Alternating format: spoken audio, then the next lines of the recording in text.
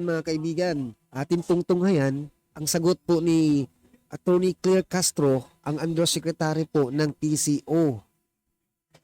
At dito po natin malalaman kung bakit nangyari ang eksinang yon at bakit ganun na lang siya nagre-react doon sa presento na yun po ang basihan na tinatawag nila siyang palengkera. Tinawag siya ni Attorney Panilo na palengkera.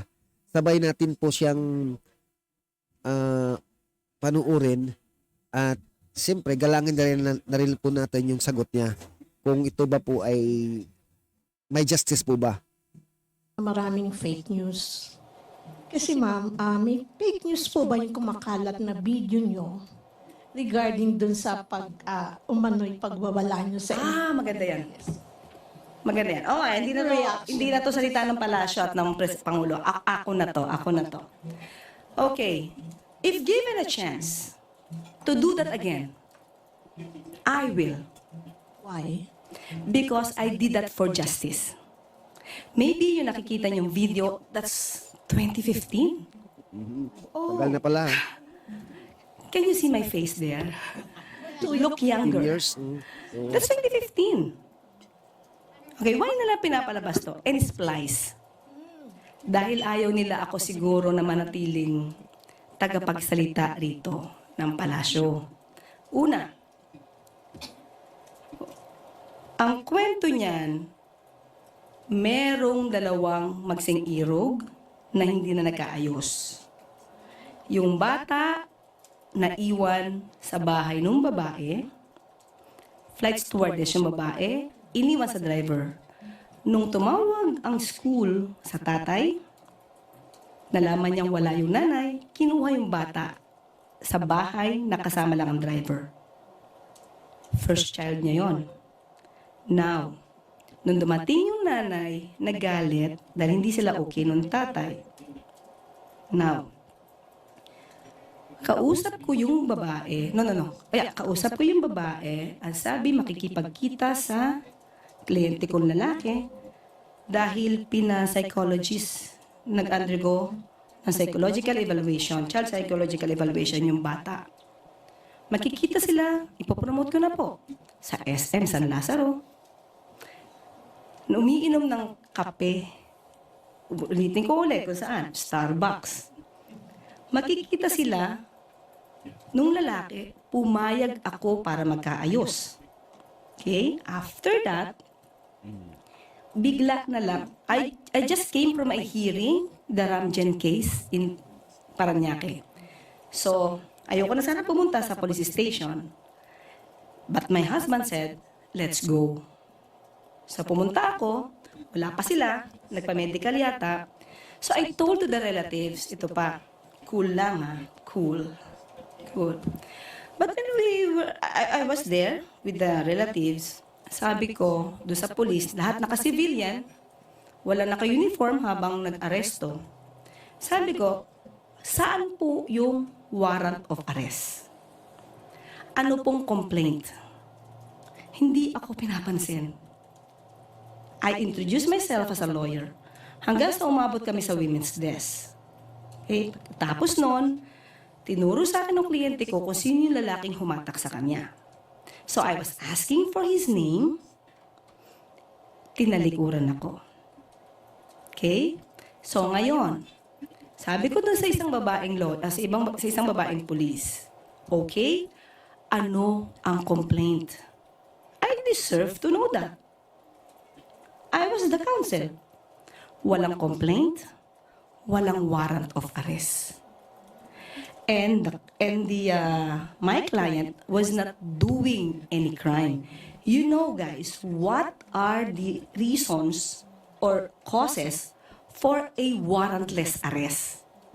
You know that there should be at least the guy or the accused or the suspect should have been committing a crime. Or there is a reasonable belief that he had committed a crime. But none. He was just drinking coffee. And there was a text from the guy that she was amenable to be intimate, only intimacy. So how could there be violation against women and children? So when I was there, I talked to the colonel, I forgot the name of the colonel, parang bossing nila, Sir, wala tong warrant of arrest, walang complaint, walang... And then, after that, it was not the problem with Inquirer.net at the time. Sino Inquirer dito? Hindi ko alam kung sino yun nakalimutan ko yung parang hindi niya lahat kinuha yung kwento. She did not even ask me. Nag-viral lang, kinuha niya agad nung ako na ay huhulihin. But before that, I talked to the officers. Sabi ko, sir, walang warrant to. And then, one of the officers then, doon, nadinig ko na nasa labas na kami, sabi ng ibang mga pulis, pakulong mo na yan, pakulong mo na yan. Na-splice to. Na-splice to. Ang sabi ko, ipagtanggol ang kliyente ko, ipakulong mo ako, anong kasalanan ko? Yun siguro yung nakita nyo. O hindi, na-splice. Oh, yan, na-splice yan. So if you want to get the original copy niya, pero siyempre putol-putol na rin yun edited, sa Inquirer.net, that's 2015. September. Alam ni Miss Pia yan. Hindi nga ako, wala nga akong penalty at that time sa ABS-CBN, sa DZMN. I was allowed to. Diba? Otherwise, kung meron akong mali, I would not be allowed to go on air. And then after that, oh yeah, that's 2015. Yan ang panoorin nyo, hindi yan splice. Okay? So, at that time, sabi ko, walang warrant of arrest, walang complaint. Doon pa lang sila gagawa ng complaint. So, sabi nung isa, namayapa na yung isang pulis, sabi niya doon sa pulis na babae, anong gusto mo? Sabi niya, pakulong yan. The problem is, kinulong ako, hindi naman di kulong, it's detained. Dinetain ako, my husband, and my secretary. Why? Kung ako lang naman ang gusto nila dahil lumaban ako, hindi naman lumaban, nangatwiran ako. Di ako lang. Ba't mo sasama yung asawa ko? Ba't mo sasama yung secretary ko? Hindi ba? So, hindi yun nakuha ng Inquirer.net. Yan lang. I was not even interviewed. What happened? Diba? And the title. The title. So, umpisa pa lang yan, yung comment pa lang yan, marami nang nag-bash doon sa gumawa ng title. Okay, again, hindi yun iskandalo. That's a fact. It's a fact. So, if you will be my client, and you will experience the same, I will do it again and again and again for justice. Ayan! Nung nandiyan ako, Ang nag-detain ako, galing. sabi ko. Galing talaga Okay ni lang. Atty. Parang si Claire Jose Rizal. Castro. Hero lang ang dating. So, Yan. pakalubag ng loob kasi nandiyan ako di ba? Hindi Yan lang nagkamali po, si yan lang. So, wag po kayo maniwala doon sa mga na-splice na video. So, yeah, that's the truth. Okay, thank you po. Okay? Thank you po, Atty. Claire Castro. Yes, ma'am. Yes. Ito naman, isang Another tanong. one. Parang Magkapatid ba haba si... ng kwento ko doon. Yan. Ito, magkapatid ba si Castro, Regarding si dito, Claire Castro at si napapaulat Franz Castro? na di umano'y kapatid mo si Franz Castro. Oh, yan, And ito then- na, yan. Oh, is this a fake news? Meron daw, this is a part of the demolition job against you. Against me? Yes. Demolition job yung tape na to? Yung video na to? No. Lahat ng lumalabas. Oh, definitely. You can assess that. They want me out. The soonest. Diba? And about Congressman Franz nakalaban. Castro, if ever na naging kamag-anak ko siya, I will be proud. Ayan. The problem What a is hindi eh. So, pa di ba si answer. Fidel Castro ng Cuba, kamag-anak ko? Well, I have a brother.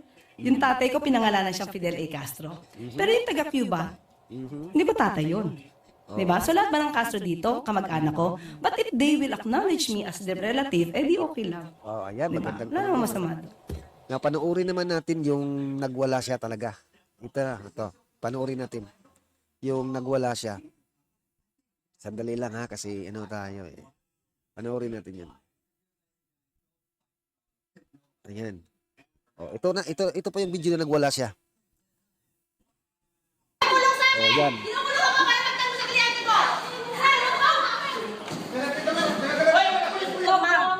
MPD media kayo. Kakampi niya ba yung media? Hindi na. Ay, ang taga-ABS-CBN po ako. Pasensya na. Tulong lang ako dito. Taga-DCRJ po. Oo, DCRJ na Dati you are. Walang Atty. Claire Castro po. Walang warrant, sir. Kinaladkad sa SM Mall.